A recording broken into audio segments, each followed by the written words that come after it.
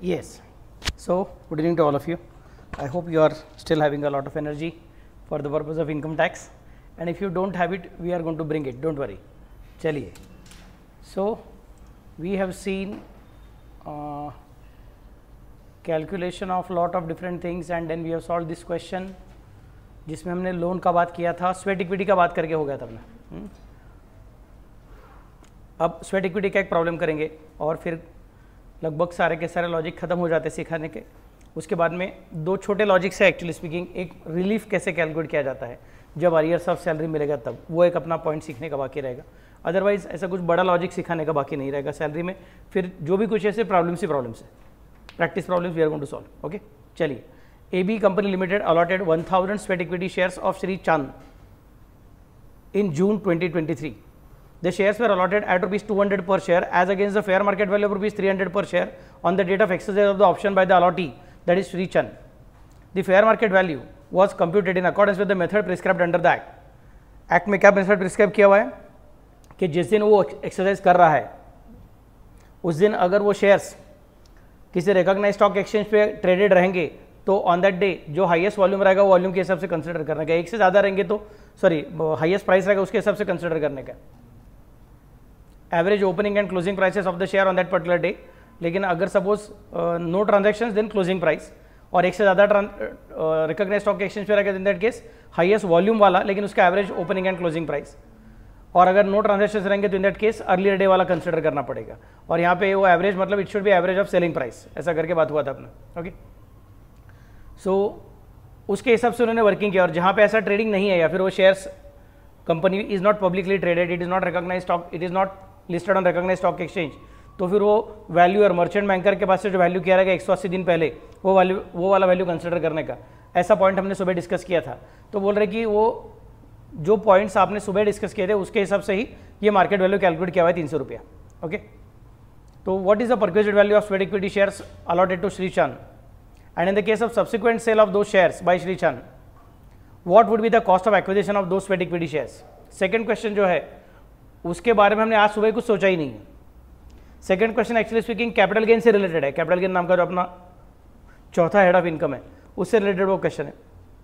तो अभी पहला पार्ट कंसिडर करेंगे स्वेट इक्विटी का. In the year of exercise of the option to buy sweat equity shares, value of perquisite will be equal to number of shares into value per share based on the rules of the value as per recognised stock exchange or valuation by merchant banker as the case may be. It will be 1000 into 300 मतलब हो गया कितना 3 lakh minus amount recovered from the employee, वो कितना है 1000 into 200 is equal to 2 lakh. So value of taxable perquisite for sweat equity will be equal to 1 lakh. और बाद में जब वो सब्सिक्वेंटली वो शेयर्स को बेचेगा, सपोज अगर वो शेयर्स को बाद में बेचने को डिसाइड करता है तो in that case if the shares are sold with in a period of 12 months from the date of allotment, जिस दिन हमने उसको शेयर्स अलॉट किया उसके 12 महीने के अंदर अंदर अगर सपोज शेयर्स बेच दिया जाएगा तो then it will be called as short term capital gain. और अगर दो shares are sold after a period of 12 months from the date of allotment then it will be called as long term capital gain. और for that purpose cost of acquisition कैसे calculate करेंगे? Amount paid to the employer plus perquisite tax earlier. मतलब बाद में वो बेचेगा कितने में, शायद 400 में बेचेगा, शायद 500 में बेचेगा, शायद 600 में बेचेगा, शायद 350 में बेचेगा, दैट वी डोंट नो. तब वो बेचेगा तो सेलिंग प्राइस मिलेगा और उसमें से कॉस्ट माइनस करने की रहेगी. तो कॉस्ट का पकड़ने का जो अमाउंट उसने एम्प्लॉयर को पे की है मतलब 200 रुपया पर शेयर, प्लस जो अमाउंट उसके परक्विजिट करके टैक्स हो गई है मतलब 100 रुपीज़ पर शेयर. क्योंकि ये देखो ना इधर 300 है उसमें से 200 माइनस किया है, मतलब ये वैल्यू ऑफ परक्विजिट कितना actually speaking 100 rupees per share वाला है. सो जो 200 रुपये उसने एम्प्लॉयर को पे किया था for purchasing the shares plus जो 100 रुपीज़ उसका परक्विजिट करके कंसिडर करके हो गया था, ये दोनों मिलके जो टोटलिंग आ गया मतलब 300 पर share will be considered as the cost of acquisition when is going to sell them. क्योंकि जब वो बेचेगा तो अपने को प्रॉफिट लॉस कैलकुलेट करना रहेगा. उसको हम कैपिटल गेन नहीं तो कैपिटल लॉस बोलेंगे. तो गेन नहीं तो लॉस कैलकुलेट करने के लिए दो चीज़ें लगती है, एक क्या लगता है सेलिंग प्राइस और एक क्या रहता है cost. Sales price minus cost is equal to either profit or loss. Sale price and cost अगर दोनों सेम रहेगी तो no profit no loss. Sale price ज़्यादा रहेगी कॉस्ट कम रहेगी तो प्रॉफिट, सेल प्राइस कम रहेगी कॉस्ट ज़्यादा रहेगी तो लॉस. तो सेल प्राइस क्या, जो जिस प्राइस में बेचेगा बाद में that is a sale price, that we don't know what it is going to be. वो तो जब वो बेचेगा उस दिन का मार्केट प्राइस जो रहेगा उसके हिसाब से. समझ में कैसे बोल रहा हूँ. लेकिन कॉस्ट क्या रहेगी, तो cost is equal to the cost which he actually paid to the employer when he exercise the option, मतलब 200 rupees per share plus the amount of perquisite which is tax in his hand that is 100 rupees per share, मतलब the cost of acquisition will be 300 rupees per share. सबको समझा मैं कैसे बोल रहा हूँ. We are on page number 67 and we are solving question number 22। सुबह का क्वेश्चन मैंने सॉल्व किया था ना क्लास में, कोई मैंने पेंडिंग नहीं रखा था ना इसके पहले का क्वेश्चन। ये क्वेश्चन हमने लिख के हो गया, मुझे याद है SBI का लिख के हो गया। चलो तो क्वेश्चन नंबर 22 का आंसर फटाफट से लिख लीजिएगा।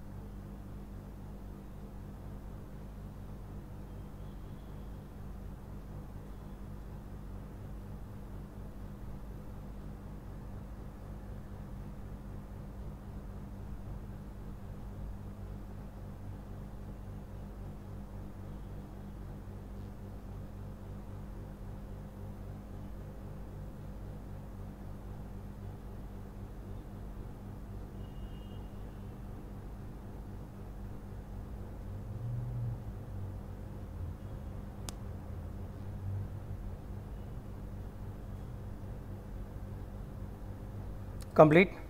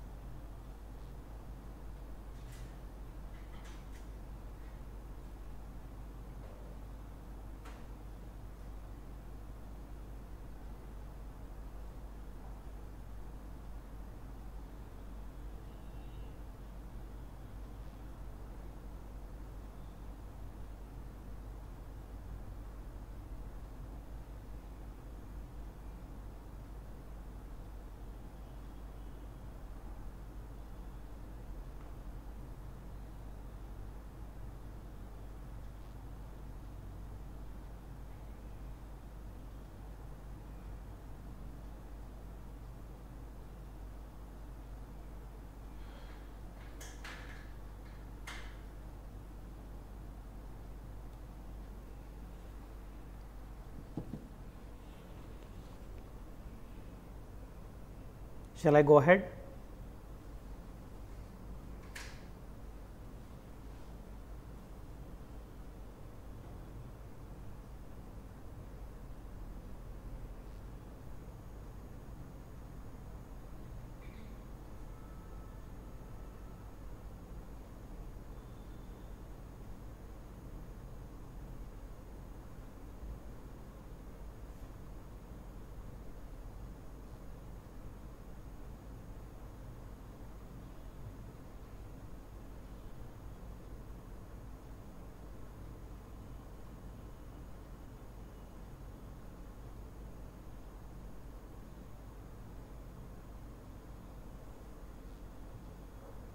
ओके,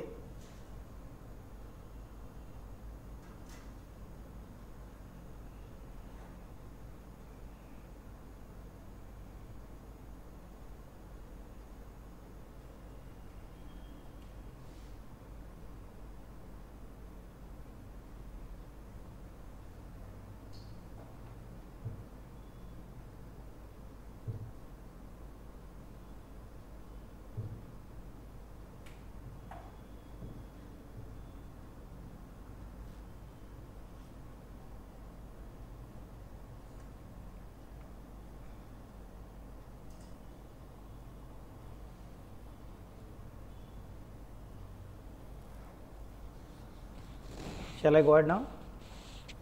चलिए, जी हाँ मैडम, ओके।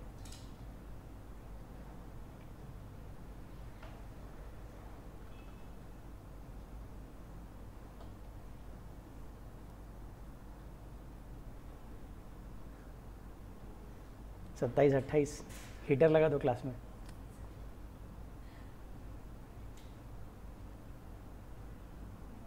मैं अपना क्लास का भी एडवर्टाइज चेंज करूँगा, एयर कंडीशन क्लासरूम नहीं, हीटर वाला क्लासरूम करके लगा दूँगा। ना इसके आगे एक चार्ट है, आपको खुद को लिखने का है। मैंने क्या किया, एक समरी बना के रखा है कि अलग अलग पर्पजेस के लिए सैलरी का मतलब क्या है, कि salary for the purpose of income tax का मतलब क्या, लीव सैलरी एग्जाम्पशन में सैलरी का मतलब क्या, ग्रेच्युटी में अगर employee covered by payment of gratuity act तो क्या, नॉट कवर्ड रहेगा तो क्या, प्रोविडेंट फंड के लिए क्या, एचआरए के लिए क्या, परक्विजिट वैल्यूएशन के लिए क्या, और बाद में एंटरटेनमेंट अलाउंस जो मैं बाद में सिखाने वाला हूँ, अभी तक सिखाने का बाकी है डिडक्शन में, तो उसमें उसका मतलब क्या होगा। These are the points. So एक ही सिंपल चार्ट दिया है, मतलब at one single place you can see everything. और उसमें मैंने कुछ कलर कोडिंग किया हुआ है, अगर आपने दिमाग चला आपको समझेगा क्या हुआ। ये जो कलर है वहाँ पे वो सब जगह पे सेम टू सेम है, मतलब गेस्ट स्टैंडर्ड डुप्लीकेट वैसे सीआईडी जहाँ जहाँ पे लिखा है ना वहाँ पे एक कलर है। ग्रीन कलर का डेफिनेशन पूरा अलग है, और मतलब जहाँ पे ये सेम कलर है वहाँ पे अलग अलग चीज़ें होता है, मतलब उसके हिसाब से कंसिडर किया, बाकी कुछ नहीं। So you can see the colour coding. Now let me go for the next question. X Limited provided the following perquisites to its employees, Mr. Y, for the previous year of 23-24. Accommodation taken on lease by X Limited for rupees 15,000 per month and 5,000 per month is recovered from the salary of Mr. Y. तो X Limited ने अपने employ को एक घर दिया हुआ है भाड़े पे। कितना रुपये भाड़े पे दिया है? 5,000 रुपये के भाड़े पे दिया है, लेकिन वो 5,000 रुपये भाड़ा जो कलेक्ट कर रहा है उसके पास से, उसके लिए वो घर उनका खुद का नहीं है, उन्होंने किसी और के पास से भाड़े पे लिया हुआ है। सो एम्प्लॉयर खुद कितना भाड़ा भर रहा है? 15,000, और एम्प्लॉय के पास से कितना वसूल कर रहा है? 5,000। तो बोलेंगे 15,000 minus 5,000 equal to 10,000 per month is the perquisite, multiplied by जितना मंथ रहेगा उसका जॉब, उसके हिसाब से उसका अमाउंट हो जाएगा करंट ईयर का salary income. Furniture for which the hire charges paid by X limited is rupees 3,000 per month, no amount is recovered from the employee in respect of the same. मैं बोलूँगा इसका मतलब actually क्या करना चाहिए, 15,000 plus 3,000 मतलब 18,000, 18,000 minus 5,000 is equal to 13,000, 13,000 is the value of furnished accommodation at concessional rent per month. समझे मैं कैसे बोल रहा हूँ? Next, a car of 1200 cc, बाबा लोग 1200 सीसी मतलब 1.6 लीटर से छोटा है, 1.6 लीटर मतलब 1600 सीसी। समझे मैं क्या बोल रहा हूँ? 1200 सीसी मतलब 1.2 लीटर हो जाएगा वो। 1200 CC which is owned by X limited, मतलब कंपनी का खुद का कार है, उसने उसको यूज करने को दिया, मतलब यहाँ पे कार भी परक्विजिट बनेगी और शायद एक्सपेंसेस भी परक्विजिट बन सकते हैं। And given to Mr Y to be use both for official and for personal purpose, all running and maintenance expense are again fully paid by the employer, मतलब car भी perquisite है और expenses भी perquisite है, लेकिन ये partly for official and partly for personal purpose है। इसका मतलब अमाउंट कितना कंसिडर करना पड़ेगा? छोटा कार है, बड़ा कार नहीं है। शोफर दिया है क्या? ये is also provided with chauffeur, तो अमाउंट कितना कंसिडर करना पड़ेगा? कार कार कार, कल की कार देखो, छोटी वाली, छोटी वाली,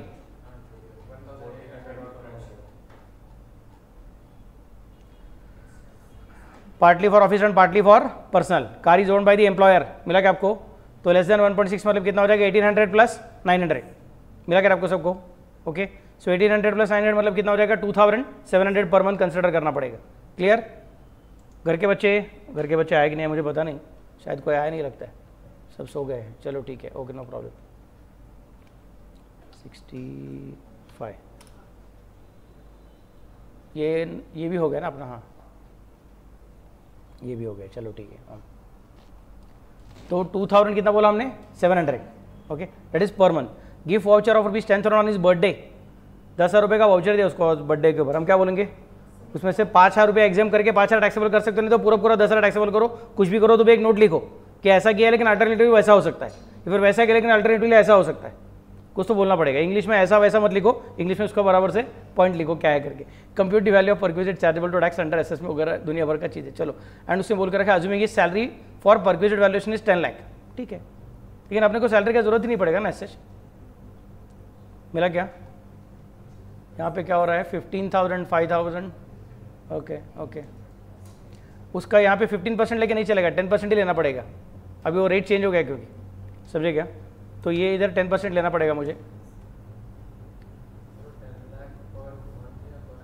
बरानम। 10% of salary or actual hire charges by the employer, so 10 lakh का 10% मतलब कितना हो जाएगा 1 लाख, और 15,000 को मल्टीप्लाई बाय 12 मतलब कितना हो जाएगा रे 1,80,000 बराबर ना। सो 1 लाख और 1,80,000 बीच में मतलब 1 लाख हो जाएगा यहाँ पे, समझे क्या? और उसमें amount record from the employee कितना है, तो ऐसा किया है क्या? ये ऐसा नहीं करना चाहिए एक्चुअली स्पीकिंग, ये वर्किंग बराबर नहीं है। यहाँ पे क्या बोलना चाहिए मालूम है क्या?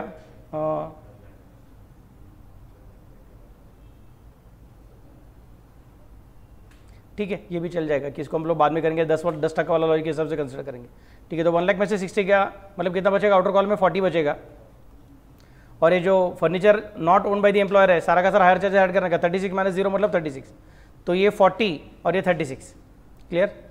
बाद में कौन है तुम्हारा? कार का हमने बात किया था कितना रे 1800 प्लस 900, याद है क्या? अभी आपने बोला था 2700 इंटू 12।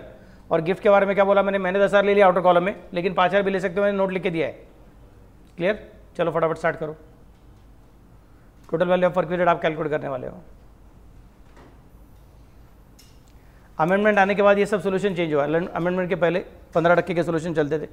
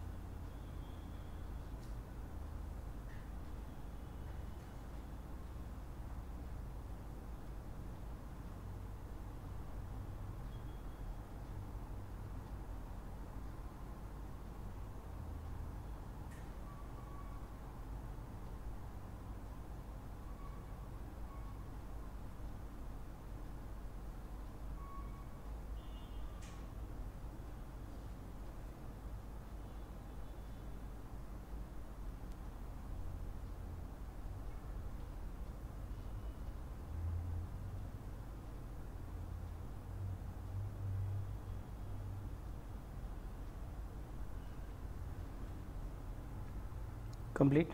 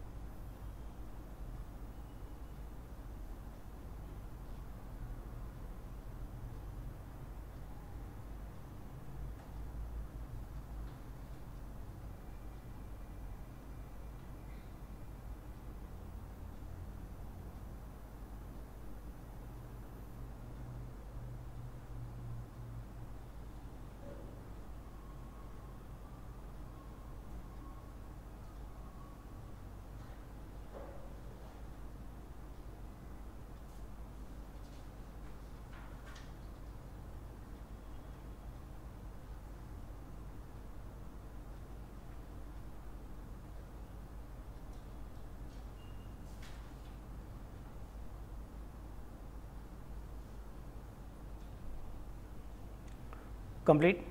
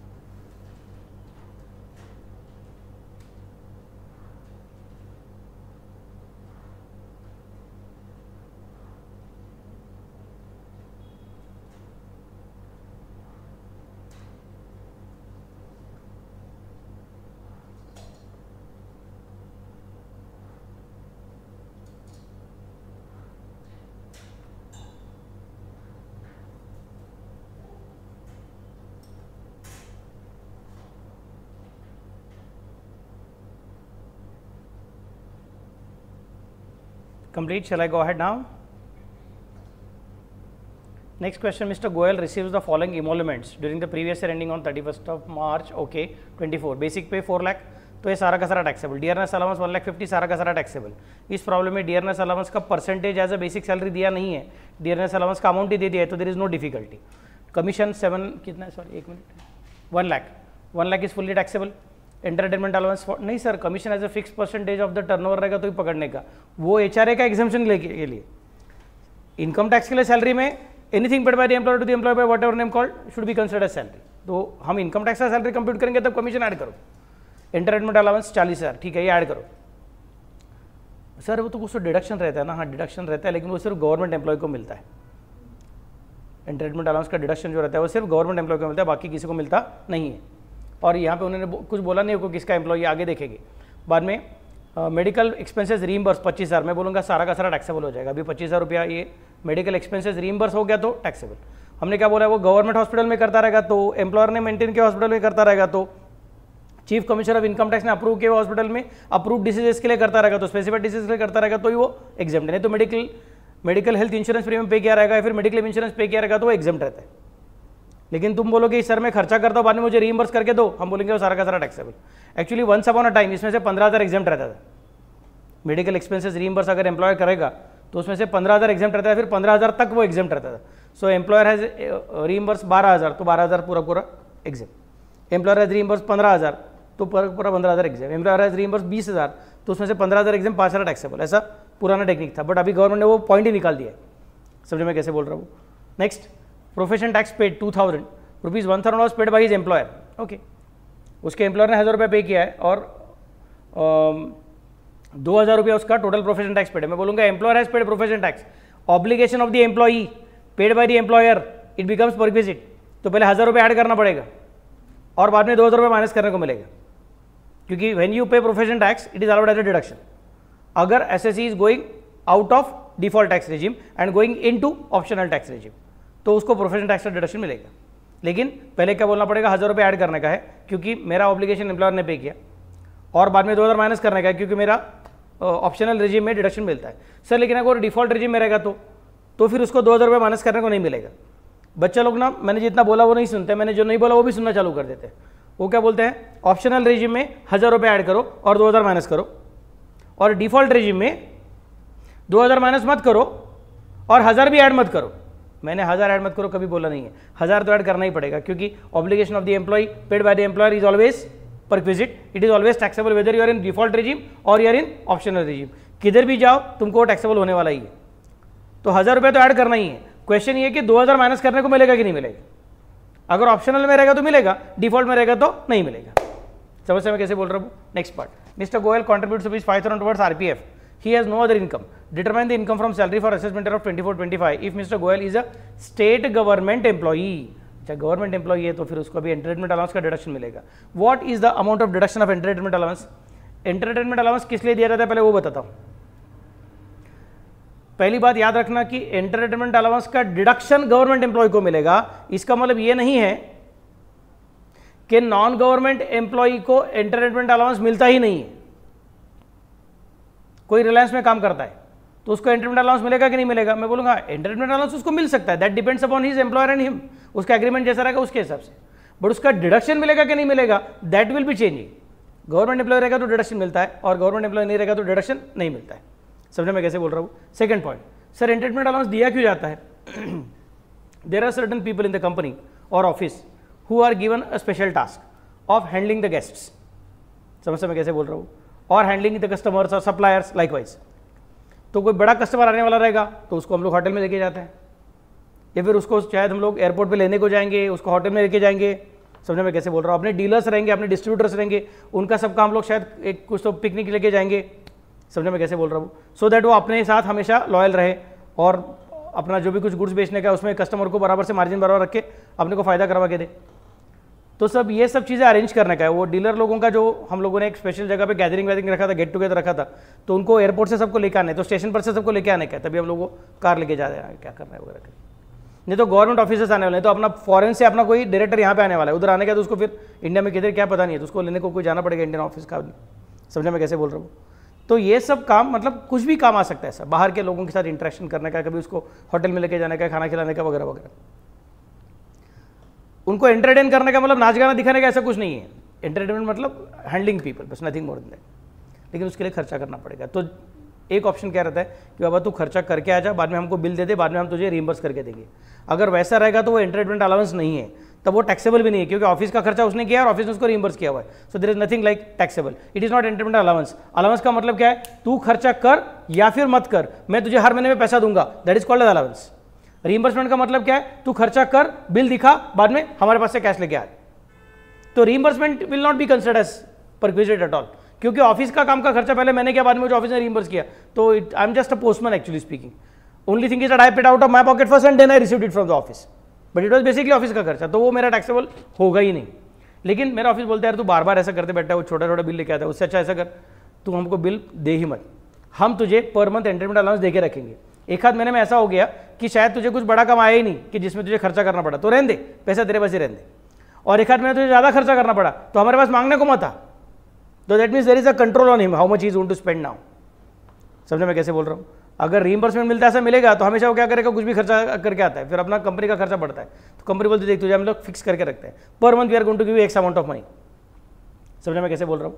फिर खर्चा नहीं हुआ तो तेरा फायदा, खर्चा हो गया तो तेरा फायदा, खर्चा ज़्यादा हो गया तो तेरा ही फायदा। हमको मतलब फायदा नुकसान जो भी कुछ रहेगा वो हमको मत बता, हमने फिक्स करके रखा इतना पर मंथ देने वाले। समझे मैं कैसे बोल रहा हूँ? This is called as entertainment allowance.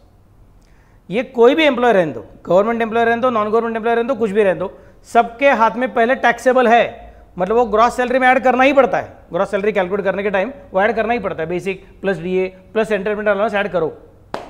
समझे मैं कैसे बोल रहा हूँ? नहीं सर मैं डिफॉल्ट स्कीम में कुछ फर्क नहीं पड़ता है, नहीं सर मैं ऑप्शनल स्कीम में कुछ फर्क पड़ता नहीं है। एम्प्लॉयर ने तुम्हें एंटरटेनमेंट अलाउंस दिया, वो तुम्हारे सैलरी में ऐड होना चाहिए, सिंपल। समझे मैं कैसे बोल रहा हूँ? लेकिन अगर वो ऑप्शनल रिजीम में रहेगा और ऊपर से वो गवर्नमेंट एम्प्लॉय रहेगा तो बाद में उसको डिडक्शन भी क्लेम करने को मिलेगा। सो ऑप्शनल रिजीम है या फिर डिफॉल्ट रिजीम है, दोनों वक्त क्या करना पड़ता है, एंटरटेनमेंट अलाउंस पहले ऐड करना पड़ता है, और डिफॉल्ट रिजीम में बाद में उसको भूल जाओ, लेकिन ऑप्शनल रिजीम में बाद में फिर से बार डिडक्शन क्लेम करने को आ जाओ। और डिडक्शन किसको मिलेगा? अगर वो गवर्नमेंट एम्प्लॉय रहेगा तो, मतलब दो कंडीशन है, ऑप्शनल रिजीम में रहना चाहिए और ऊपर से गवर्नमेंट एम्प्लॉय रहना चाहिए तो डिडक्शन मिलेगा। और डिडक्शन कितना रहेगा? नंबर 1 स्पेसिफाइड अमाउंट, ग्रेजुएटी का स्पेसिफाइड अमाउंट कितना था? 20 लाख। लीव सैलरी का कितना था? 25 लाख। याद है क्या आपको सबको? एंटरटेनमेंट अलाउंस का कितना है? 5000। और 5000 पर मंथ नहीं, 5000 पर एनम। तो एक्चुअली मजाक बना के रखा हुआ है। समझने में कैसे बोल रहा हूँ? सिर्फ 5000। तो एक्चुअली स्पीकिंग के डिडक्शन का कुछ मतलब ही नहीं है, यूजलेस डिडक्शन है वो, गवर्नमेंट उसको बढ़ाने को तैयार ही नहीं है। समझने में कैसे बोल रहा हूँ? एक्चुअली स्पीकिंग हम भी बोलते हैं कि गवर्नमेंट एम्प्लॉय को मिलेगा, but in the income tax act ऐसा नहीं बोला कि गवर्नमेंट एम्प्लॉय को मिलेगा, उन्होंने बोला नॉन गवर्नमेंट एम्प्लॉय को भी मिलेगा। लेकिन जरूरी क्या है? Non government employee should have been in receipt of entertainment allowance from 1956-57 onwards up to date.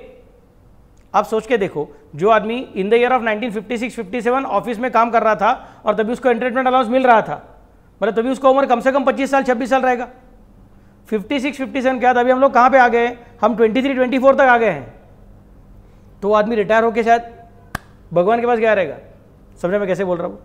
56-57 में जो 25 साल का था, 30 साल का था, are you getting the point what I am trying to specify? 56 से लेकर 2000 उधर ही कितने हो गए? 44 साल हो गए। उसके आगे फिर से एक बार 24 ईयर्स, तो 44 प्लस 24 मतलब 68 इधर ही हो गए। और पहले वो ऑलरेडी 30 साल का था, मतलब वो 98 ईयर्स का रहेगा अगर जिंदा रहेगा तो। और फिर भी उसको अभी भी एंटरटेनमेंट अलाउंस मिलता रहेगा तो किधर होगा? इसके लिए बोलते हैं कि अभी नॉन गवर्नमेंट एम्प्लॉय को नहीं मिलता है। 98 ईयर का आदमी किधर काम करता रहेगा ना? Not possible. 98 नहीं 93, चलो तभी वो 25 साल का था, ठीक, तो भी 93 का रहेगा। समझा मैं कैसे बोल रहा हूँ? वो रिटायर होके मतलब उसको पता भी नहीं रहेगा उसे जिंदगी में क्या काम किया करके, भूल क्या रहेगा सब चीज़ें करके। Got the idea what I am trying to specify? तो उसको सैलरी मिलता भी नहीं रहेगा तो एंटरटेनमेंट अलाउंस मिलता ही नहीं रहेगा, तो डिडक्शन नहीं मिल सकता उसको। बट गवर्नमेंट एम्प्लॉय को बोला है, पहला पॉइंट क्या है? 5000। दूसरा पॉइंट क्या है? 1/5 ऑफ सैलरी। और सैलरी का मतलब क्या है? Only basic salary. सैलरी का नया मतलब निकाला भी। एंटरटेनमेंट अलाउंस के लिए सैलरी का मतलब क्या है? सिर्फ basic salary. DA if the terms of employment वगैरह कुछ नहीं, गेस्ट एडनर डुप्लीकेटर नहीं, सैलरी लास्ट ड्रॉन मतलब सैलरी बेसिक प्लस डीए ऐसा कुछ नहीं, सिर्फ बेसिक सैलरी। बेसिक सैलरी का 1/5, नहीं तो 5000 रुपया, नहीं तो actual entertainment allowance received. Sir लेकिन उसने कितना खर्चा किया वो नहीं देखने का। Amount spent by the employee on entertainment of office work or in relation to office work entertainment, it is not required to be considered at all. 3 limit है। पहला लिमिट क्या बोला मैंने? ₹5000 पर मंथ, नहीं पर एनम है वो। दूसरा basic salary into 1/5, और तीसरा actual entertainment allowance received whichever is less, that is क्या? That is deductible. एग्जेम्पशन नहीं। एंटरटेनमेंट अलाउंस का एग्जेम्पशन ऐसा बोलोगे तो क्या हो जाएगा? ग्रॉस सैलरी कैलकुलेट करने के पहले तुम बोलोगे एंटरटेनमेंट अलाउंस, इनर कॉलम में लिखोगे, फिर बोलोगे लेस एग्जेम्प्ट, जैसा एचआरए के लिए लिखते थे वैसा नहीं लिखना है। वहां पे एचआरए इनर कॉलम में आता है, बाद में एग्जेम्पशन करने का आउटर कॉलम में नेट अमाउंट आता है। यहाँ पे एंटरटेनमेंट अलाउंस हमेशा डायरेक्टली आउटर कॉलम में आता है, फिर ग्रॉस सैलरी का टोटलिंग होता है, ग्रॉस सैलरी का टोटलिंग होने के बाद स्टैंडर्ड डिडक्शन माइनस करते हो और बाद में एंटरटेनमेंट अलाउंस माइनस करते हो। सो एंटरटेनमेंट अलाउंस में एग्जेम्प्ट कितना है, 0, डिडक्शन कितना है, तो जो मैंने लिमिट्स बोला वो डिडक्शन का लिमिट है, एग्जेम्पशन का लिमिट नहीं। समझे मैं क्या बोल रहा हूँ? डिडक्शन कितना है, number 1 rupees 5000, number 2 basic salary into 1/5 and number 3 actual entertainment allowance received, whichever is less that is going to be deductible, exempt नहीं।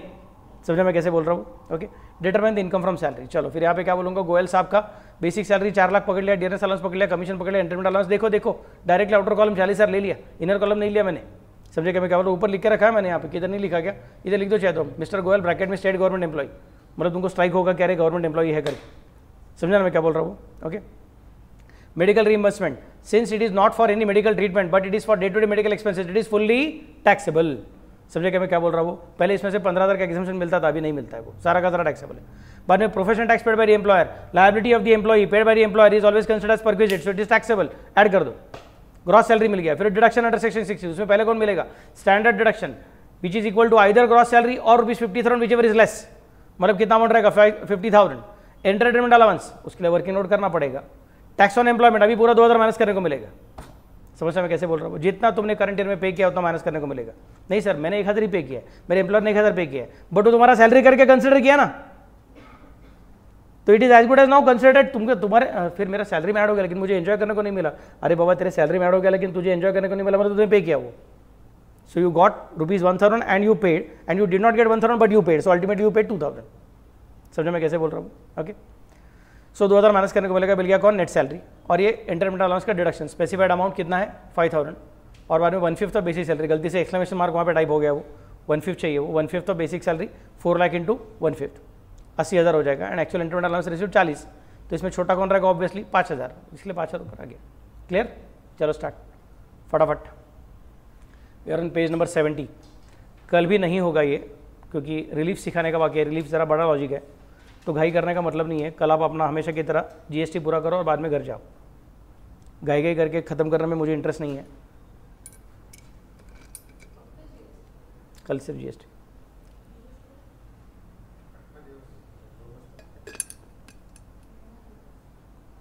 Full day sir will come from Ratnagiri.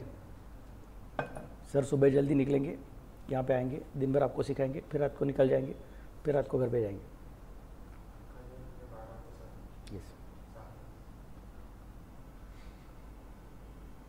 मुझे नहीं समझ में आता मतलब क्या प्रॉब्लम है करके। मैं इनफैक्ट तुम्हारा बैच अभी फर्स्ट टाइम बैच है कि जिसमें हम लोग इस तरह से सिखा रहे हैं कि एक दिन में 3 लेक्चर। अपना कौन ओम का या फिर इसका सबका बैच में क्या था, मेरा लेक्चर चालू होता था 12 बजे में, 6:30 बजे तक मैं ही कंटिन्यूस लेक्चर रहता था पूरा पूरा। कॉस्टिंग कॉस्टिंग कॉस्टिंग कॉस्टिंग, तो income tax income tax income tax income tax.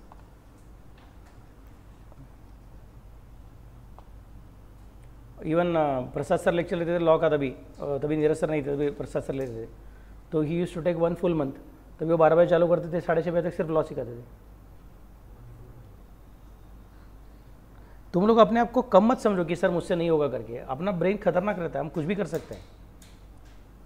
Only thing is तुम्हारे मन में रेडीनेस रहना चाहिए मुझे पढ़ाई करना है करके।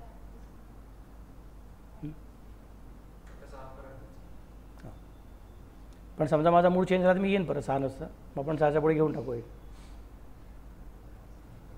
मी येणार आहे, मी काय सोडणार नाही, मी इकडे बसून राहणार मागे, मी I will be here.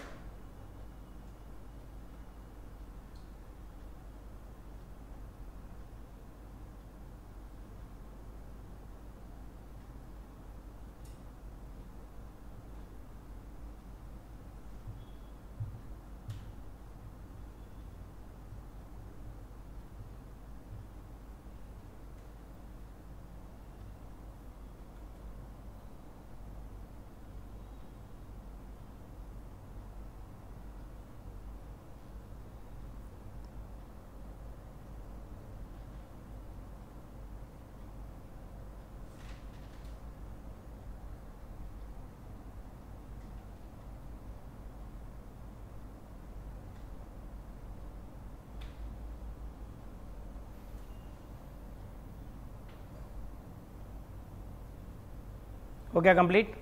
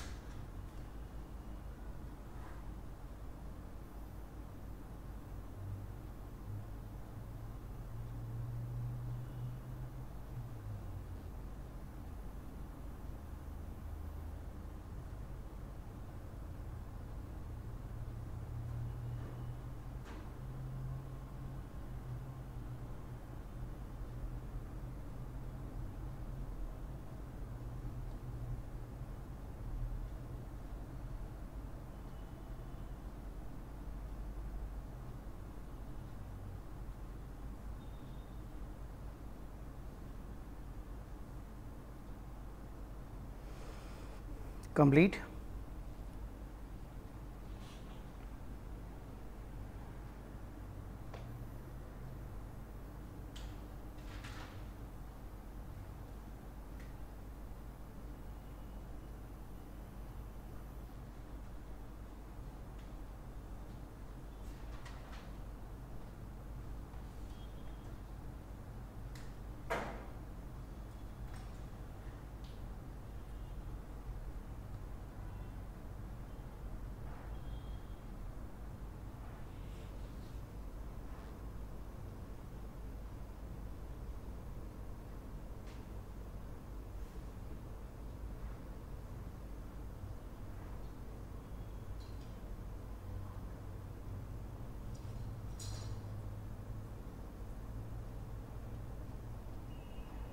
Everybody is with me?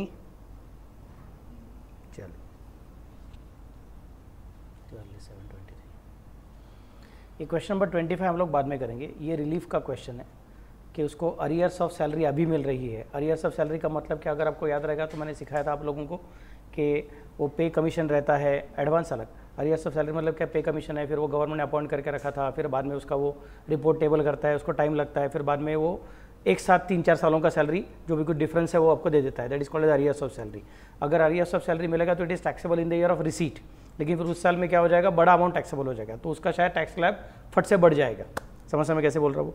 तो इन दैट केस उसको बेचारे को ज़्यादा फटका बैठेगा। तो एक तरफ से गवर्नमेंट ने अरियर्स ऑफ सैलरी दे दिया, दूसरी तरफ से गवर्नमेंट टैक्स वसूल कर लिया और वो भी 30% के हिसाब से वसूल कर लिया, तो उसका कुछ मतलब नहीं होता है। तो गवर्नमेंट बोलता है ठीक है हम लोग रिलीफ देने को तैयार है, रिबेट नहीं, रिलीफ देने को तैयार है। रिबेट 87A वाला रहता है। वो क्या बोलते हैं, अगर तुम्हारा इनकम 5 लाख के अंदर रहेगा तो नहीं तो अगर तुम्हारा डिफॉल्ट स्कीम रहेगा तो 7 लाख के अंदर रहेगा तो 7 लाख के 7 लाख 50, ठीक है 7 लाख के अंदर रहेगा तो आपको हम रिबेट देने को तैयार है। वो 87A का रिबेट है, वो अलग बात है, ये रिलीफ की बात है, ये 89 वाला रिलीफ है, लेकिन ये सिखाने को टाइम लगेगा। अभी अपने पास 10-15 मिनट बाकी है, तो ये क्वेश्चन पेंडिंग रखेंगे, मंडे को करते हैं। समझा मैं कैसे बोल रहा हूँ?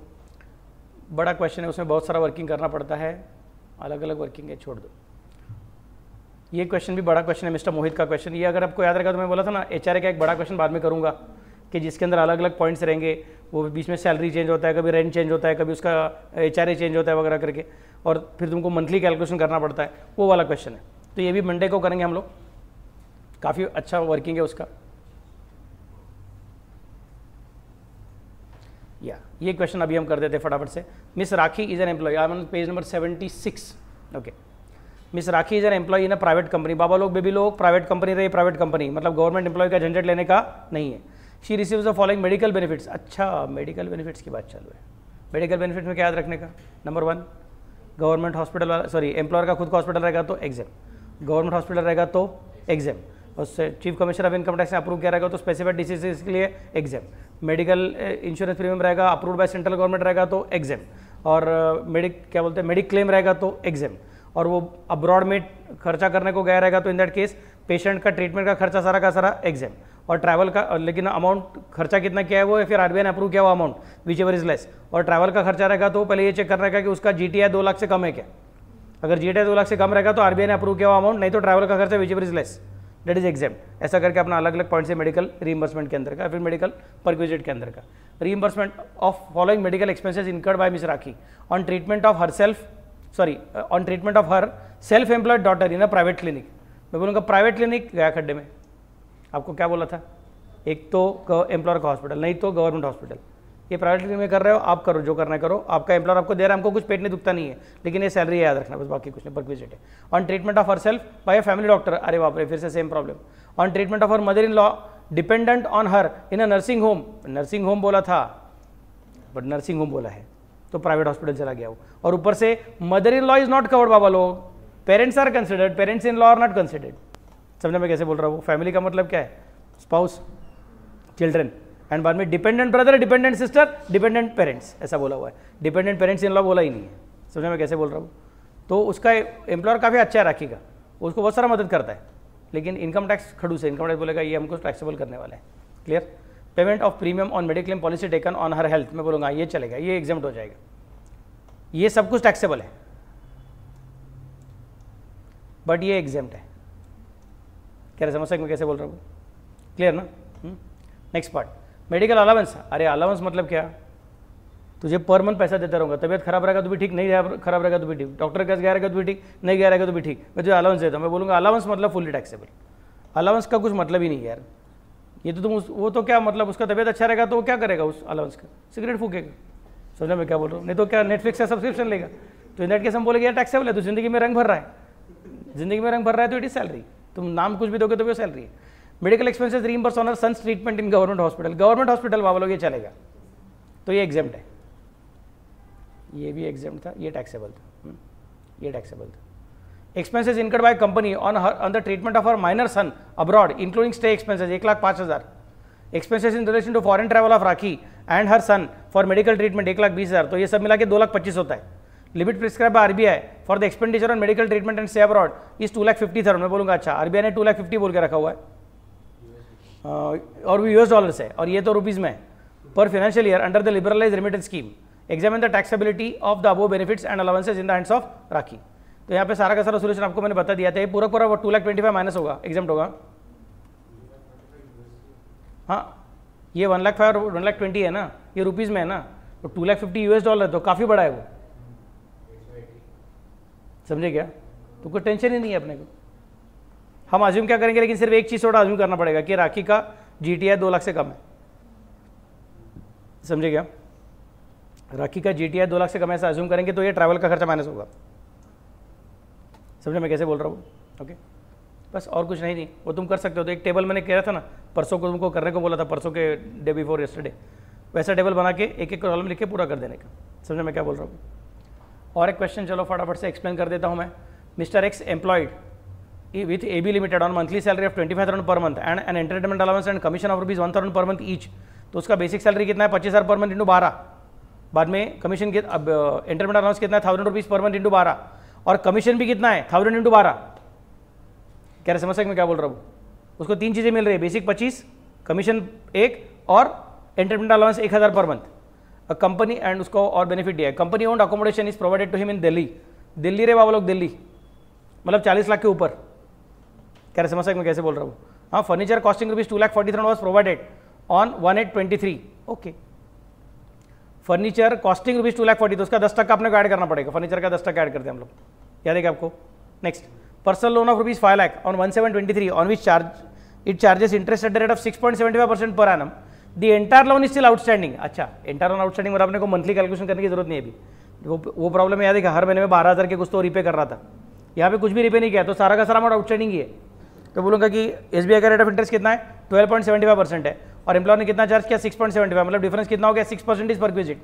तो 5 लाख के ऊपर का 6% कैलकुलेट करने का कितना हो जाएगा 30,000, बराबर ना? 30,000 is the interest which is saved by him, that is his perquisite valuation. Simple, table बनाने की जरूरत ही नहीं, सीधा बोलेंगे perquisite is equal to 12.75 minus 6.75 into 5 lakh, नहीं तो 5 लाख इंटू ब्रैकेट में 12.75 माइनस 6.75%। समझने में कैसे बोल रहा हूँ? टैक्सेबल होते हैं। His son is allowed to use a motorcycle belonging to the company. The company had purchased his motorcycle for rupees 60,000 on 1/5/2020. The motorcycle was finally sold to him on 1/8/23 for rupees 30,000. मैं बोलूँगा देख उसको कब motorcycle बेच दी है 1/8 को बेची है, मतलब अप्रैल से लेकर जुलाई तक motor car was given for use. क्या समझ सकते मैं क्या बोल रहा हूँ? मतलब अप्रैल मई जून जुलाई 4 महीने के लिए motor car was given on use. समझ सकते मैं कैसे बोल रहा हूँ? Got the idea? और उसके बाद में अगस्त के आगे it is sold to him, transferred. समझने में कैसे बोल रहा हूँ? तो यूज वाला रहेगा तो क्या बोलते हैं हम लोग 10% पकड़ने का। समझना मैं क्या बोल रहा हूँ? यूज वाला रहेगा तो क्या बोलते हैं? कंप्यूटर रहेगा तो 50% डेप्रेशन कंसिडर कर लो, नहीं सॉरी मूवेबल एसेट अगर यूज करने को दिया तो कंप्यूटर और डेस्कटॉप रहेगा तो छोड़ दो और बाकी सबके लिए 10% ऑफ कॉस्ट कंसिडर करो। मूवेबल एसेट यूज वाला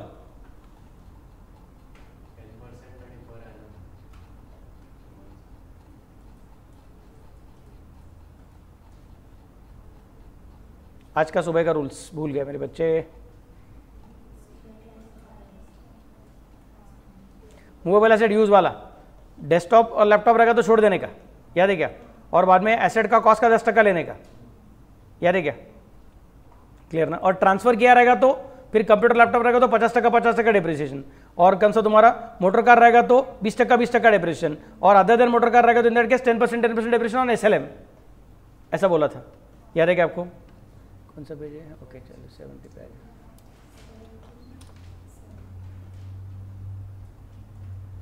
clear?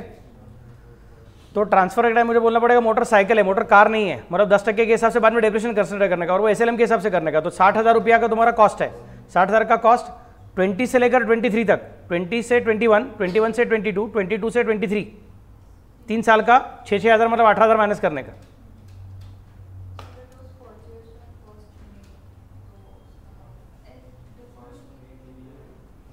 First May to first मई 21, बाद में फर्स्ट में 21 टू फर्स्ट में 22, बाद में 23। समझने में कैसे बोल रहा हूँ? Got the idea?